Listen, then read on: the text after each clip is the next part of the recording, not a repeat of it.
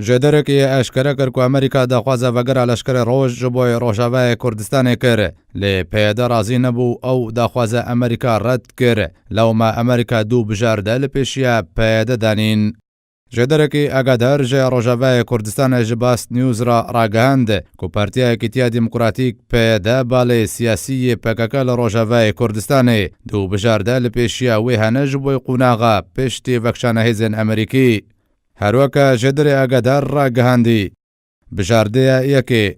پیدو لشکر روج و هف پیمانیان اجتماعی اپوزیسیون سوریه به هف بشی و روجاوه کردستان جعفرین حتی عندی وری و بتایبتی نفچین سنوری لسر سنوری روج آوا و باکور کردستان بری و ببن.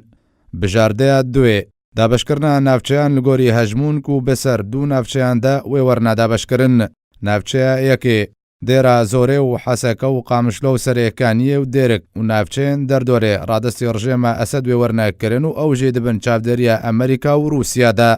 نافچه دوی پارزگاه ادلبه و رادستی رژیم اسد وره کرن اوجی به چافدریا روسیا. لگوری زانیاریان کو پیدا بجارده یکی کو بجارده وگر لشکر روج بو جبوی روجاوه کردستان رد کر لو ما امریکا و کسزای که بو پیدا بریارا وکشان هزین خواج روجاوه کردستان و سوریستاند.